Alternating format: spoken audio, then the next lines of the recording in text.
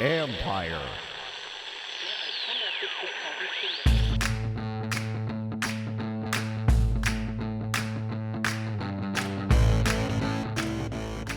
Hello and welcome to my podcast. Got a full show for you today, folks. I have ESPN senior college football writer Adam Rittenberg on with me to discuss Chase Young and other possible targets high in the draft, as well as some thoughts on Dwayne Haskins. In 2017, Rittenberg sat in an Ohio State quarterbacks meeting and had shared some anecdotes about the time there with Haskins. Then I have ESPN Panthers reporter David Newton. He discusses a few topics from the Redskins' full-year coaching intern, Jennifer King, to Ron Rivera's free agent and draft philosophies.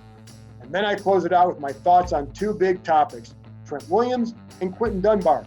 First a trade, now not a trade? What the heck's going on? First, my conversation with ESPN's Adam Rittenberg.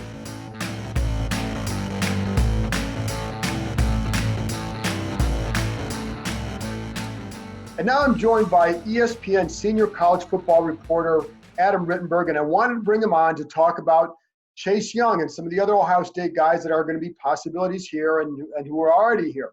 So, Adam, thanks for joining me first, but just in general, what were your thoughts on watching Chase Young this season? Well, John, he was incredible to watch. He's a guy that we'd heard about for several years within the Ohio State program. Look at Chase Young. He's going to be a star for us. I remember even as a freshman, he was sort of marked as someone to watch. Obviously, tremendous physical abilities. And it all came together for him this past season in some of the more dominating individual efforts that we've seen at the college level. Certainly the game against Wisconsin, which I covered in person, was unreal, just unblockable. Was doing everything out there and was not exactly an unknown going in. And Wisconsin's known for their offensive line play and their pass protection, and they couldn't do anything against Chase Young. And, you saw that really for much of the year. Didn't end the year maybe as dominant as he was in the middle part of the season, but certainly, a guy who was deserving of all the accolades he received. And with I'm going to get to the end of the year stuff first, but why do you feel that when he was a freshman, and I'm an Ohio State guy, I followed them, so I know there was some talk about him, but he also wasn't a finished product coming in by any means. So what were they seeing behind the scenes that maybe led him down to that conclusion that he'd be that good?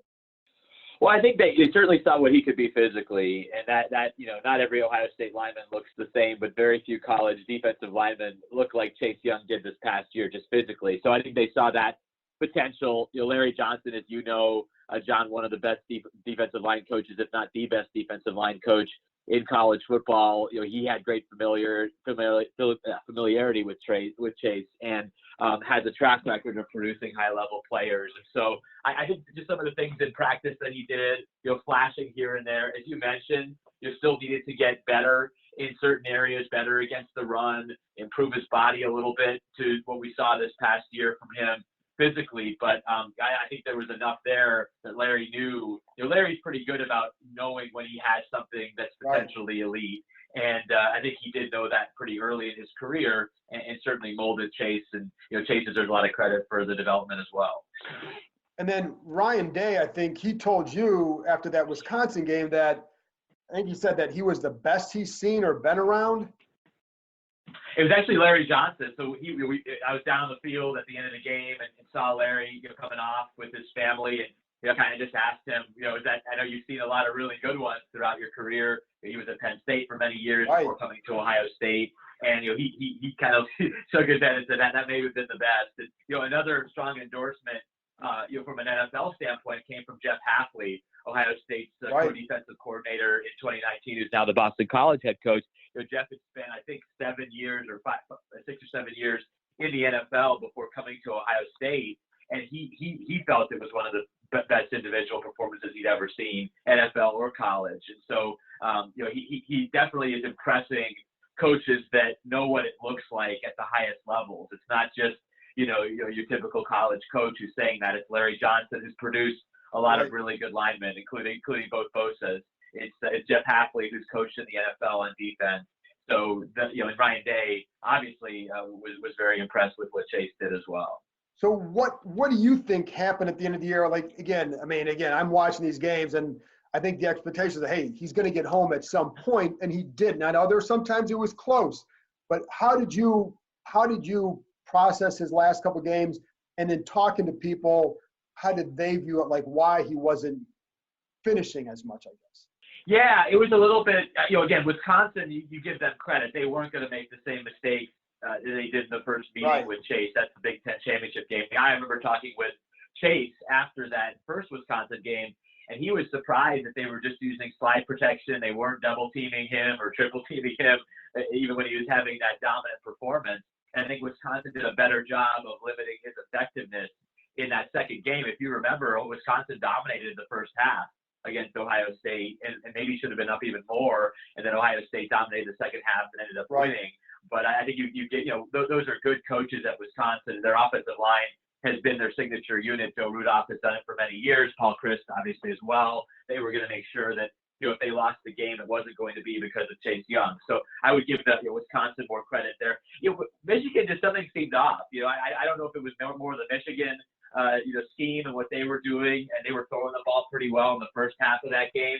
But I just didn't see the same level of energy and effectiveness from Chase, which is surprising. I mean, he knows this is going to be his last game against Michigan. He's never lost to Michigan. He was very vocal throughout the season about getting Ohio State to the college football playoff and what everyone knew would be his final season as a Buckeye. So that was a little bit more of a head scratching performance that he wasn't more dominant, because you've seen other teams. I mean, Iowa was really good against Michigan, their defensive line, and some of the other defensive lines that Michigan had faced earlier in the season. And so you just expect Chase Young, the best defensive lineman in the country, to perform really well in that game. And he wasn't really visible. And I think that made it pretty clear, if it wasn't clear already, that he was maybe get to New York as a Heisman finalist, but he wasn't going to win the award.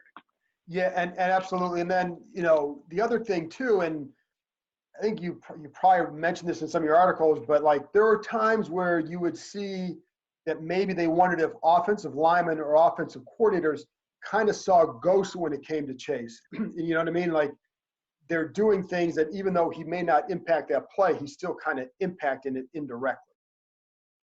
No doubt. And I mean, another game that I saw him live was Northwestern, and Northwestern was really struggling this past year. But, he I think only had one sack in that game, but the amount of times he affected the play.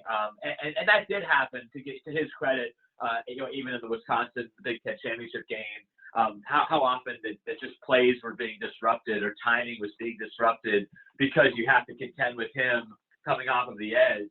It was again, very few times he was on the field that you didn't sense his presence, even if he wasn't forcing a fumble or hitting a quarterback or sacking a quarterback or bringing down a ball carrier out behind the line. He was very much a presence out there at all times. And again, you've seen a lot of guys, in college football. I'm like, the question that for the Redskins, I think Redskins fans wonder because they have that number 2 pick, and there's a big assumption that they're going to take him there.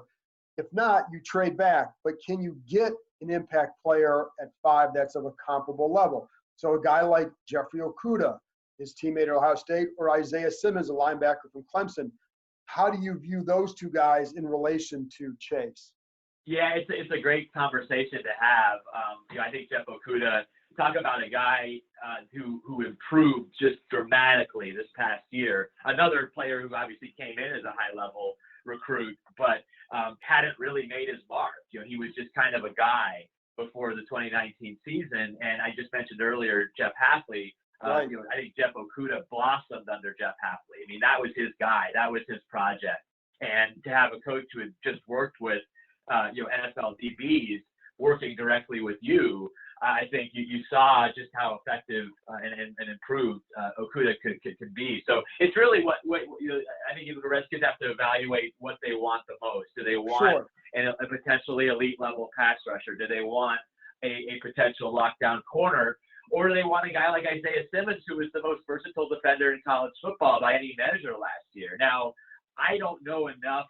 And I haven't talked to enough scouts, and you might have better perspective on this, John, as far as what he actually will be at the next level. I think you have a much clearer picture of both Young and Okudah because they're so clearly a defensive end and a quarterback. Whereas Isaiah Simmons, he can line up at all three levels of the defense depending on what the scheme is, at least at the college level. I mean, Brett Venables used him all over the place. And in talking to coaches about Clemson and their defense, especially going into the championship game with LSU, the feeling was, they are not elite on defense except for that guy. That's the guy. Right. So how are they going to use Simmons against LSU? Are they going to put him on the running back out of the backfield? Are they going to try to match him up with a tight end? Are they going to try to rush the passer, which several coaches told me they would have to do because it would be their only chance against Joe Burrow?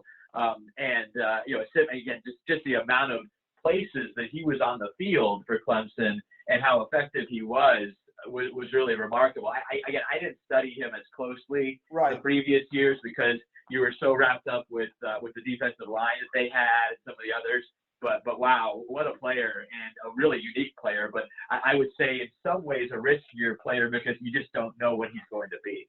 Absolutely. And, so what you've seen, because, again, I think Okudah sometimes was, I wouldn't say overlooked. It's just that with the way Young was going, so much of the defensive story is about him, but Okudah was really good this year. So I'm just, in talking to people within the program, do they view those two guys on comparable levels? Or did they say, you know what, Okudah is great, but man, Chase is just something different? What Chase did and how visible he was, it was hard to really equate anyone to him. But, Jeff Hafley was very open about how good Jeff Okudah is and how good he's going to be at the next level and how he took to coaching. And so, I think it wouldn't be a mistake at all for a team to bring him in and develop him and just see how good he can be. I'm just going back here to kind of read some of the quotes when I talked to Jeff Hafley about him. He said here, I wanted him to understand how to play zone and read routes and understand concepts, and he has. It's been so much fun coaching him. I wish I'd been around this kid for a long time because he's so much fun. Still, this is the key. Still, his ceiling's so high. I just try to get everything I can out of him. So one plus for Okudah is, Chase Young had 3 years under Larry Johnson, who I think we all agree is an elite defensive line coach. And nothing against the previous coaches for Okudah, but imagine, if Jeff Hafley had Jeff Okudah for 3 years instead of just one, how good he could be. And you have to assume whoever gets him in the NFL, as long as they're doing their job right, is going to be able to provide that same level of instruction that Hafley provided Okudah. So that gets you excited about him if you end up bringing him to Washington. Hey, were you switching gears a little bit too? Because, like I said, I'm watching both those guys. I think either one is going to be a really good NFL player. And I think it's like you said, do you want the pass rusher or do you want the shutdown cornerback? But switching gears to a couple guys who are already here, Dwayne Haskins and then Terry McLaurin. Were you surprised, given what you saw of Dwayne in 2018, some of the either issues or struggles that he had early on in Washington and some of the things that maybe were coming out of here? Yeah. Thinking about it now, I'm not that surprised. I mean, the thing about Dwayne is that he was very young. I still remember sitting out. One of my favorite memories covering Ohio State was being in a quarterback room before the 2017 season. And I went down there really to figure out this new Ohio State offense. They brought in Kevin Wilson from Indiana, and they brought in this little-known assistant from the NFL named Ryan Day, who'd been with Urban Meyer before. And so I actually was in a quarterback room with Ryan Day, and it was J.T. Barrett was the starter entering his final season. And then it was a guy named Joe Burrow, who was sitting there as the backup, and then Dwayne Haskins, and then Tate Martell, who's now at Miami, and Tate's obviously had some struggles. Yep. And I remember in the meeting vividly, they would kind of make fun of Dwayne. He was behind in terms of the knowledge. Now, what happened shortly thereafter was Joe Burrow had I believe it was a hand injury that sidelined him for a good chunk of the season, and then Dwayne ended up playing in that Michigan game, and then kind of taking the job from there, and obviously had a tremendous record-setting junior season under Ryan Day at Ohio State. But there was just a sense that his knowledge was a little bit behind, at least going into that second season. And to his credit, he made some strides. But to your point, in the NFL, the fact that he didn't come in and blow everybody away, I wasn't shocked. Right. But I still think he could be a really good pro. Got a big arm. Ran an NFL-style offense really that final season when he set all those Ohio State passing records. And so I still have a lot of high hopes for Dwayne being in the NFL. And it does seem like with him that even in the NFL and at Ohio State, the deeper his level of understanding was of what he was doing, the better his play got, and then you could see more of the talent. No doubt. And again, he played his big year there was a very unusual season for Ohio State. I know you understand this, John, as someone familiar with that program. Ohio State is not a traditional elite quarterback program. It's just not. Like, it's a program of linebackers and running backs and linemen. And so Dwayne Haskins, the year that he had to be the man, Ohio State struggled to run the ball. They struggled to protect. They had all sorts of issues with Urban Meyer and what's he going to do, and the way the season started with him being suspended. And so, really their defense was a mess. Defense was breaking down left and right. So the one constant they had was Dwayne Haskins and the ability to throw the ball to that really good receiving core, including Terry McLaurin. And so that was their offense. That was their identity. And so I give him a lot of credit because, Justin Fields, as good as he was this past year, he had Chase Young, he had Jeff Okudah, he had J.K. Dobbins. A different J.K. Dobbins. Still had some really, yeah. So, and I know J.K. also played with Dwayne, but was that run game was not nearly what it was this past year. No, it wasn't. And the last thing I want to ask you about, Adam, and thank you for spending so much time with me. Terry McLaurin had a great year. Again, based on what you knew coming out, the Redskins were really, really excited after they worked him out and then saw some of his workouts, and they felt like they would get a gem in him. Were you surprised at all by what he did this past year? Just a little bit. I mean, I just we knew that he was a tremendous athlete. We knew that he had great speed. Him and Paris Campbell, one of the fastest wide receiver tandems just together in college football.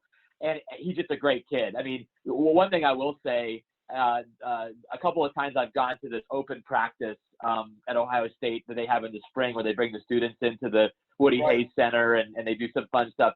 Terry McLaurin is so popular and is such a beloved guy in that community. And I'll say this too, just from our earlier conversation, Chase Young also really impressed me just with how he interacted with all the fans and all the students and taking time during that practice when he's obviously a very visible player, wasn't a superstar like he became that season, but still a guy that everybody knew about, and was very, very gracious. So both of those guys, I think from a character standpoint, are terrific. And, it's great to see a guy like Terry succeed because, he was one of a group at Ohio State. Yeah.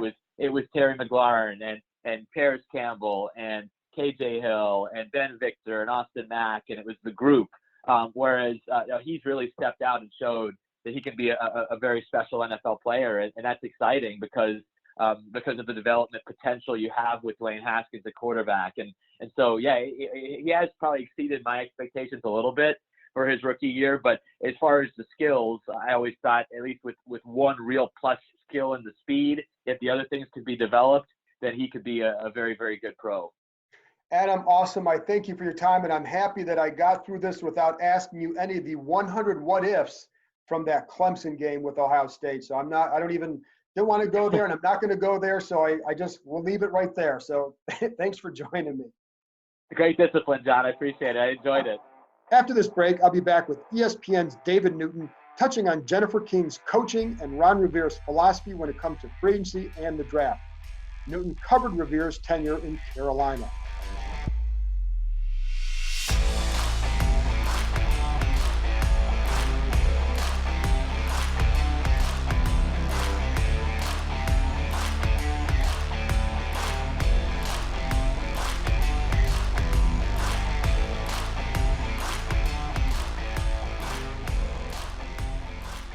And now I'm joined by David Newton, covers the Panthers for ESPN. Because he covers the Panthers, that means he's more familiar with the Redskins coaching staff right now than I am.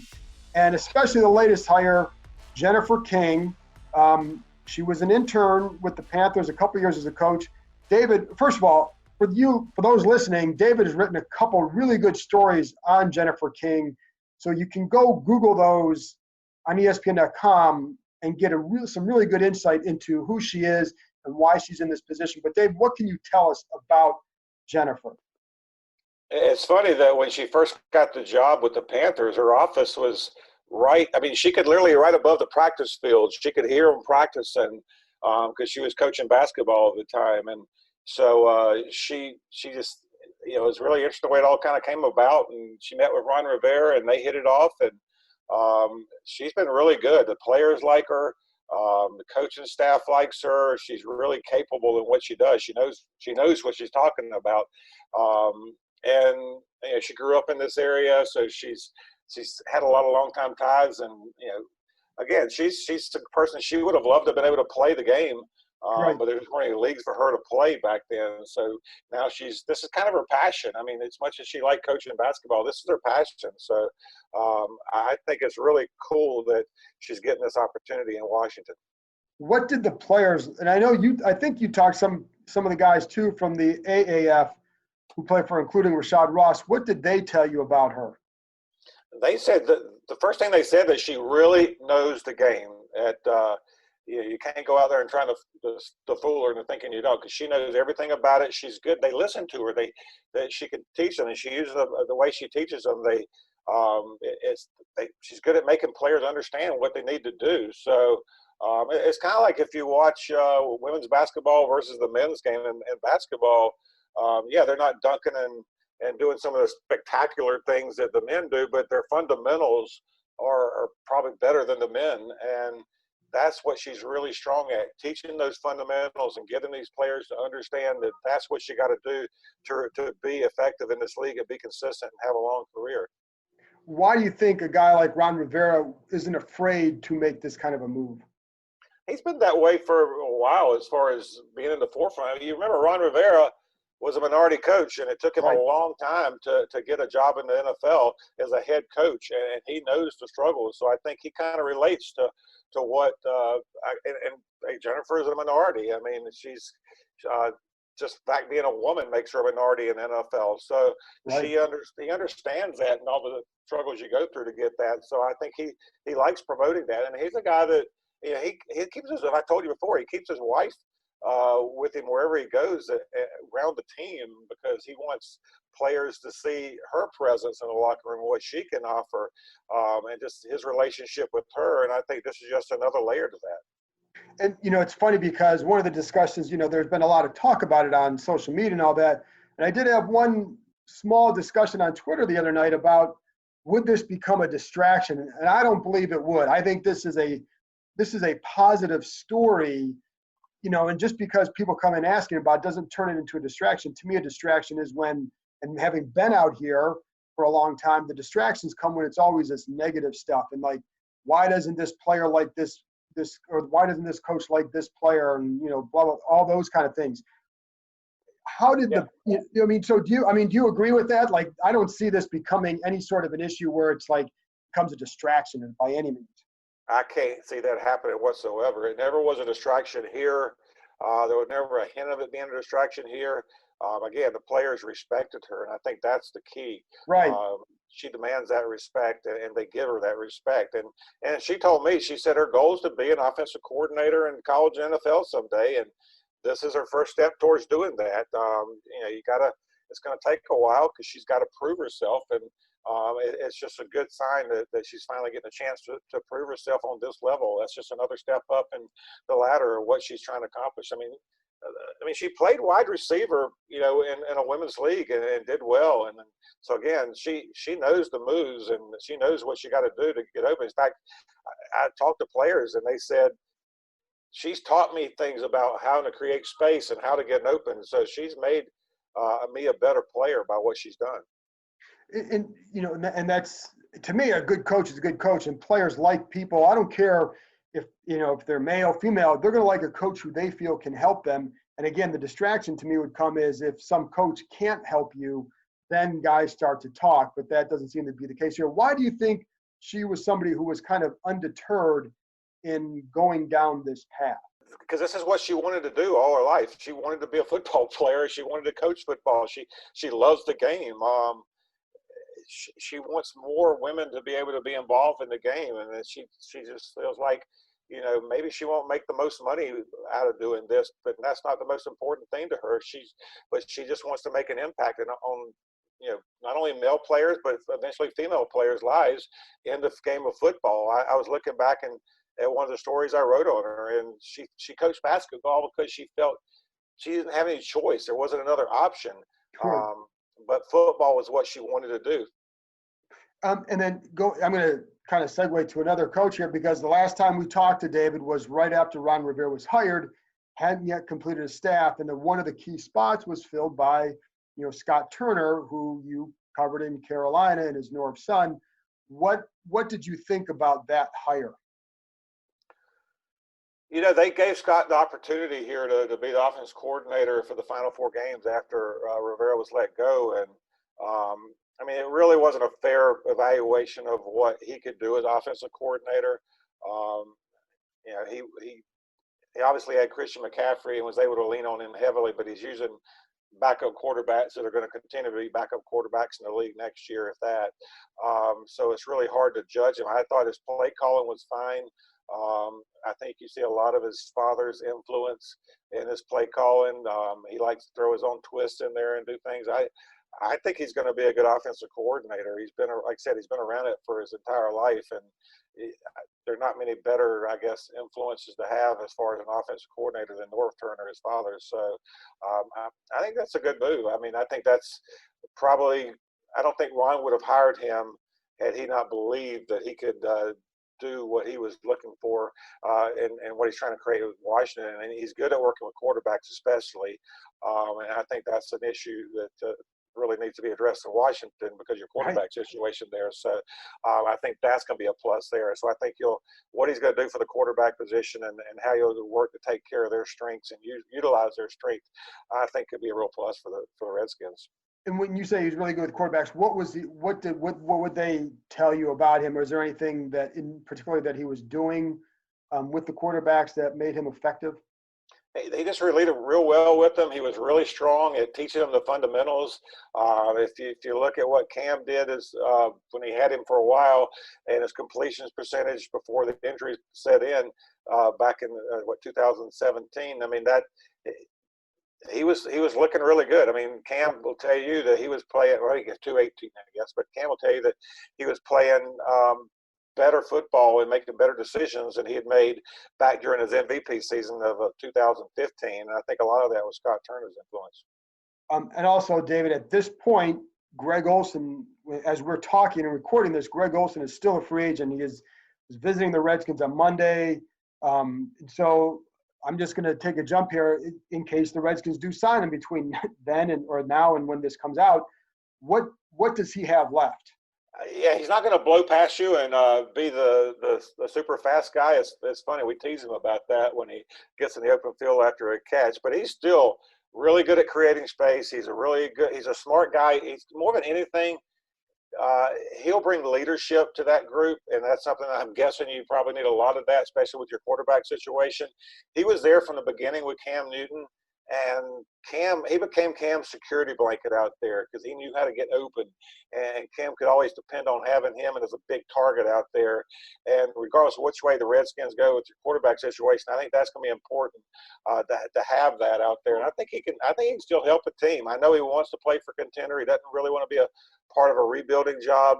The Panthers are in a total rebuild here, so there really wasn't a place for him and his salary at what it was. They weren't going to pay that kind of salary for what they've got to do. So he's just a smart guy, and I think whoever your quarterback is, they're going to listen to him. He'll help him grow as a quarterback and become better there. So you see tight ends get better and better, a lot of them.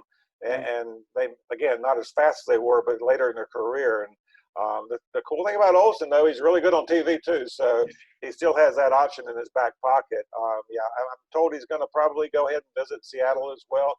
But I don't think you can go wrong with Greg Olsen. He's one of the classiest guys I've ever been around in the NFL. And then the last thing I want to ask about is Ron Rivera. And there's two things. One, the Redskins obviously have the second pick, and Chase Young is the guy that's most prominently mentioned there.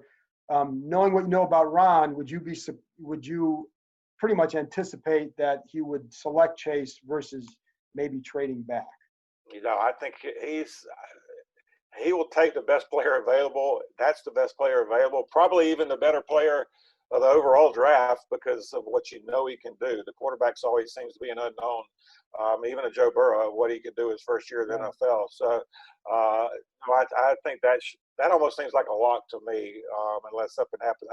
He really didn't trade back. He liked using his first pick to get that difference makers, they call them, at the Panthers. And he had a lot of really good first-round picks. And if you go back to what he and Marty Hurney did especially, that was the foundation of the team that made the Super Bowl.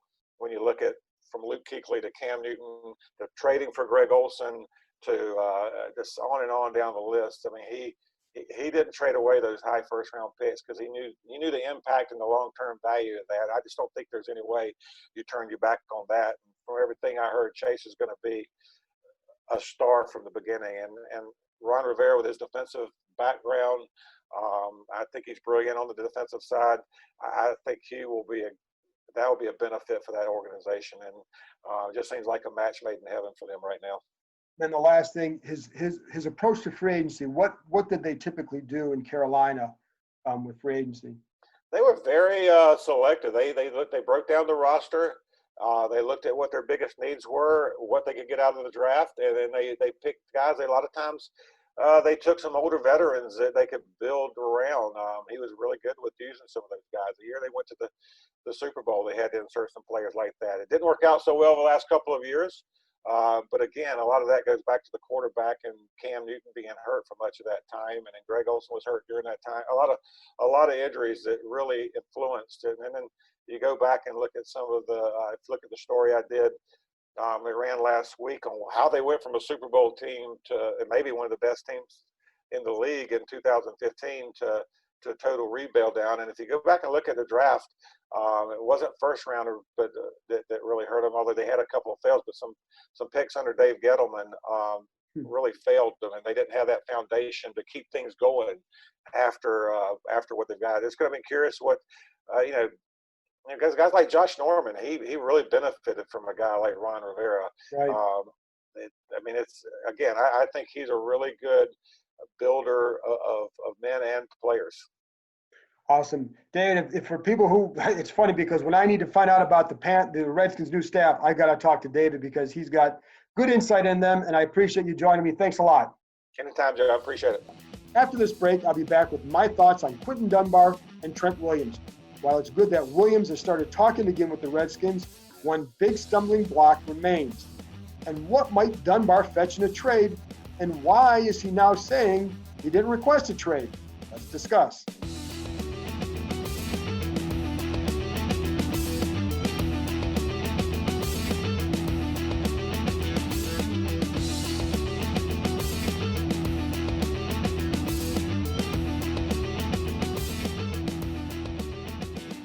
Well, I was going to do a mailbag this week, but with a couple issues popping up, I wanted to address those instead, and I'll get back to the mailbag for the next episode.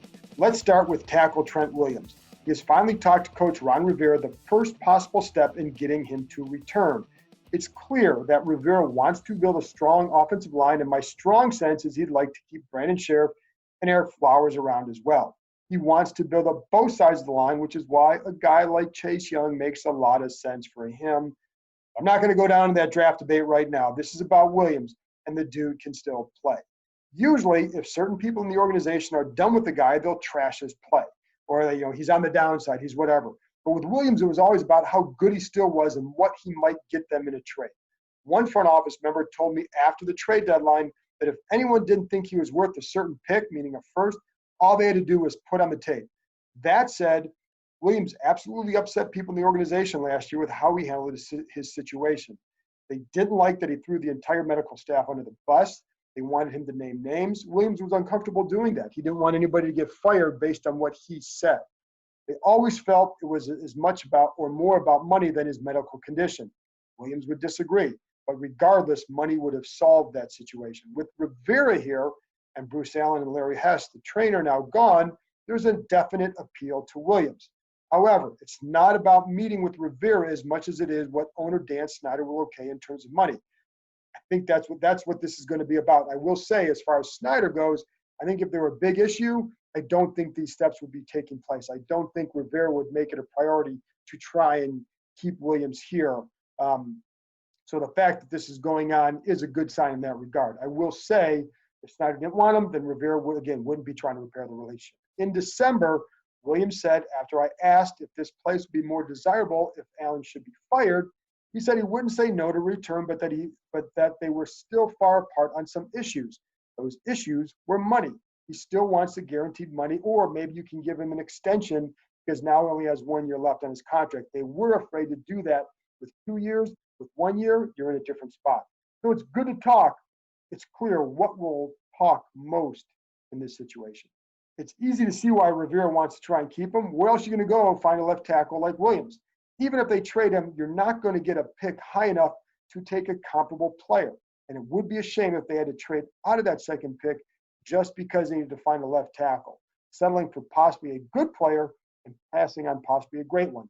No guarantees. We all know that. So maybe Young doesn't do it, but that's going into the draft. That's how he looks to be. Williams still has several more good years left. That's another key. And I think good years at a high level.